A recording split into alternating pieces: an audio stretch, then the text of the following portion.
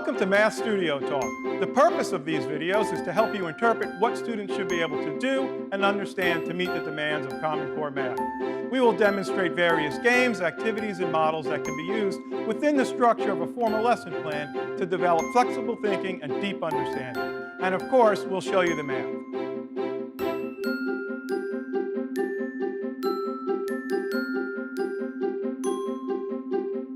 Hi, I'm Nick Timpone, and in this video I will deal with the operations and algebraic thinking domain for 3rd grade, which builds from the work done in the OA domain of 2nd grade.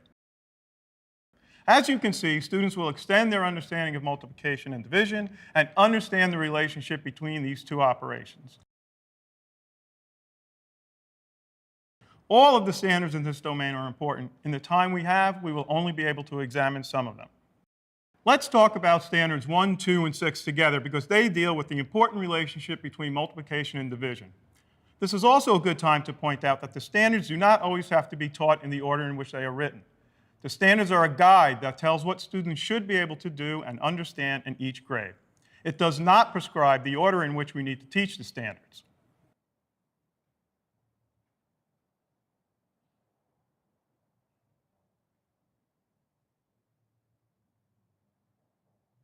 Multiplication can be interpreted as a certain number of groups with a certain number of objects in each group. For example, 4 times 6 means 4 groups of 6. Students learn the multiplication sign can mean groups of. And together, these models establish the connection between multiplication and division. Specifically, that division is defined by missing factors.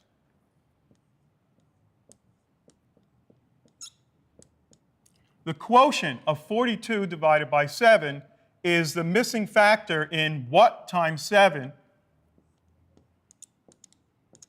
equals 42. Let's look at the two models with this division problem. 30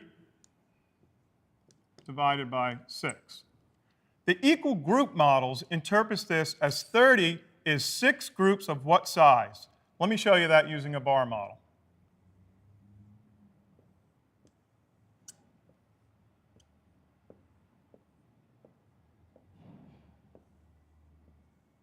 We know this is 30, and we're trying to figure out what this is. That's the question mark. The measurement model interprets this as 30 is how many groups of size 5 and can be shown with this bar model or tape diagram. They're interchangeable. So we're working with the same whole, 30. We know the size of the group is 5, but what we don't know is how many groups. When we know the original amount and the size or measure of one part, we use the measurement model. When we know the original amount and the number of parts, we use the equal shares division to find the size of each part. It is not necessary to use this language with students, but they should see examples of both types of problems. Here are 2 word problems using the same numbers, but written using different models. Let's look at the equal shares. 6 cases of water equal 30 pounds. 30 pounds, 1, 2, 3, 4, 5, 6 cases of water. How much does each case weigh?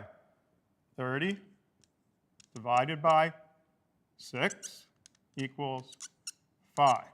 Now look at a measurement situation. Basketballs cost $5 each. You have $30. How many basketballs can you buy?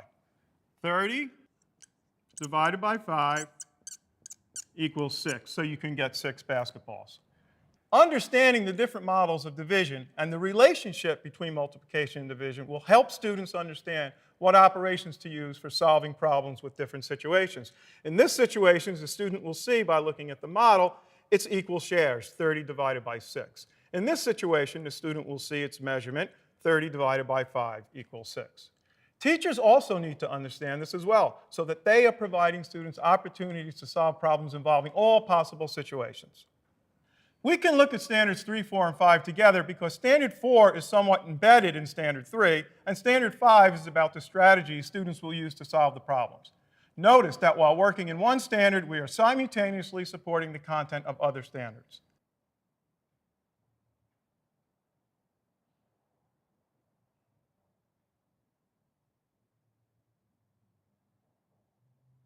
Table 2 in the glossary at the end of the Common Core document shows the different types of multiplication and division problems students in 3rd grade will have to solve.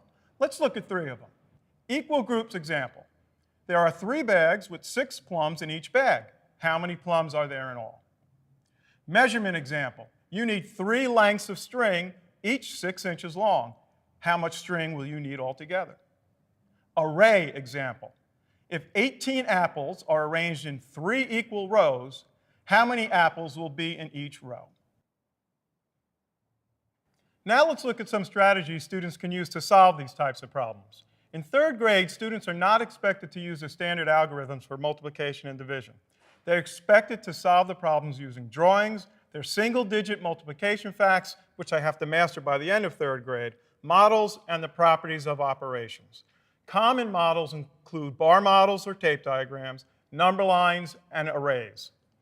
Let's look at this problem. There are 3 bags with 6 plums in each bag. How many plums are there in all? So this problem lends itself to a bar model. So let's solve this one with a bar model.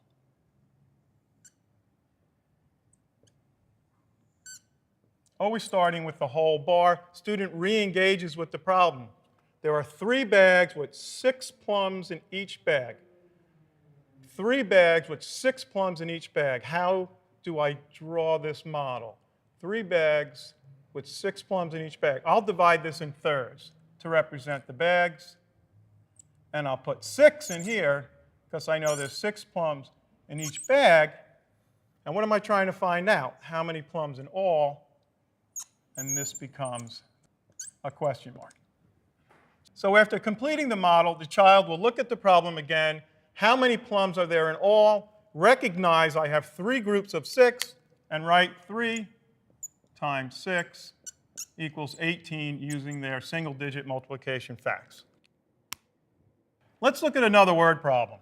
You need 3 lengths of string, each 6 inches long. How much string will you need altogether? I'm going to solve this problem using a number line. Drawing my number line. Then re-engaging with the problem. I need 3 lengths of string.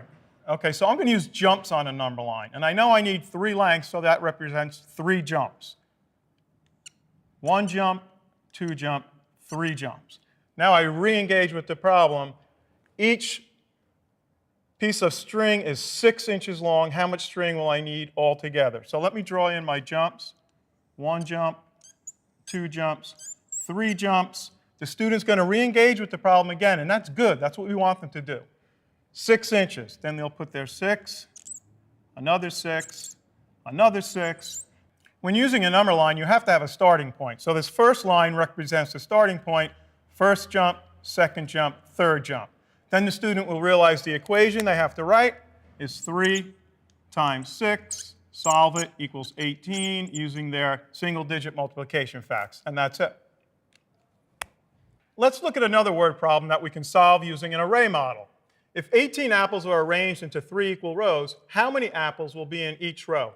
The student can use their ability to do one-to-one correspondence to start building this array model.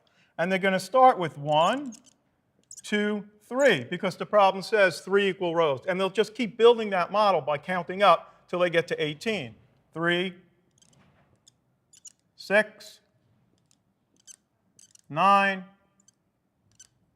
12, 15, 18. Now look back at the problem. How many apples will be in each row? Now obviously they can just count. 1, 2, 3, 4, 5, 6. But in order to develop the equation, they're going to need a little more in this model. 1 equal group, 2 equal groups, 3 equal groups. And from looking at the model, the student can write the equation, 18 divided by 3, and solve it using their single-digit multiplication division facts equals 6. By doing many, many, many word problems, students will begin to recognize what model works best for the different types of problems. But if these models are still too abstract for your students, set them up with counters and let them physically build the models by making groups or breaking up groups, making sure to always connect the models and manipulatives to written expressions. The commutative property of multiplication can be discovered by students with arrays or rectangular grids. Let's look at this array up here. We have an array of 3 times 4, 3 groups of 4. When you count them, 1, 2, 3, 4, 5, 6, 7, 8, 9, 10, 11, 12. You have 12. In this array, we have 4 groups of 3. 1 group, 2 groups, 3 groups, 4 groups. Have the students count them. 1, 2, 3, 4, 5, 6, 7, 8, 9, 10, 11, 12. Let them talk about what they notice with each other and with the class, and they'll soon discover that 3 times 4 equals 4 times 3. Students should also be given time with arrays so they can understand that this commutative property of multiplication does not work with division. Look at this array, 12 divided by 3. Can we make one that represents 3 divided by 12 where we are now in 3rd grade? No. The distributive property of multiplication can be discovered by decomposing numbers to make 2 easier problems. Let's look at this. 3 times 24. This can be written as 3 times 20 plus 3 times 4. This is much easier for a student because we reduced this down to single-digit multiplication problems. 3 times 2 tens plus 3 times 4 ones. They know how to solve that. 3 times 2 tens is 6 tens equals 60 plus 3 times 4, single-digit multiplication fact, 12. 60 plus 12 is 72. Pretty cool, right? And division can be done the same way. Let's look at 72 divided by 3 and make 2 easier problems with this. 60 divided by 3 plus 12 divided by 3. Right? 60 plus 12 is 72. Distributive property allows us to do that. 2 much easier problems, single-digit division. 6 tens divided by 3 are 2 tens. Plus 12 divided by 3, single-digit fact, 4 equals 24. And the associative property can be used to reorder numbers to make the calculation easier. Let's look at this. 8 times 2 times 5 can be reordered to 2 times 5 times 8. Now you have a problem, 2 times 5, that's very accessible to 3rd graders. It equals 10. And 10 times 8 is very accessible to 3rd graders because they've learned how to multiply with tens and multiples of tens earlier. 10 times 8 equals 80. As with the commutative property, students should be giving opportunities to discover that the associative property does not work for division. In these discussions with students, we will not use the terms commutative property and associative property. We are merely allowing students to discover these properties through concrete and pictorial models and by experimenting with equations. By having students work on many word problems and allowing many different strategies to be presented, students will develop the flexible thinking that leads to deep and enduring understanding. Discovering these important properties in the context of a word problem means that we are teaching through problem solving and not treating problem solving as an isolated skill. On to Standard 7.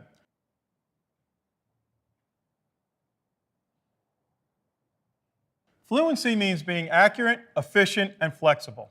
Memorizing multiplication and division facts with flashcards does not guarantee fluency. Instead, students should develop thinking strategies based on the property of operations to fluently multiply and divide within 100 and to learn all their one-digit multiplication facts. Let's look at some of these strategies they can use to learn their one-digit facts. We already discussed the commutative and associative properties, so we'll leave them out of this discussion. Let's begin with the multiplicative identity property. 5 times 1 equals 5, which can also be written as 1 times 5 equals 5. And it's explained to students as one group of 5 equals 5. This property, learned as the principle that multiplying by 1 doesn't change a number, describes the special role of the number 1 in multiplication. Let's look at multiplying by 2. 2 times 4, we can use our doubles. 4 plus 4 equals 8. Multiplying 5 by 3 can be done with skip counting. 3 times 5, 5, 10, 15. Multiplying by 0 is simple once explained by 0 groups of 3 equals 0.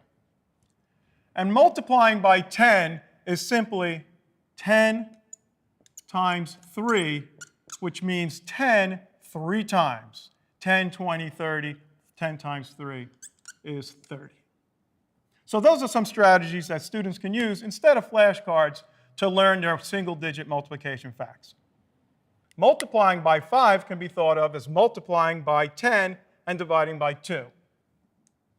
6 times 5 equals 6 times 10 divided by 2. 6 times 5 equals 30. 6 times 10 is 60. 6 tens divided by 2 is 3 tens, or 30. 6 times 20 equals 6 times 2 times 10. The 20 is the 2 times 10. This becomes 12 times 10 equals 12 tens, which is 120.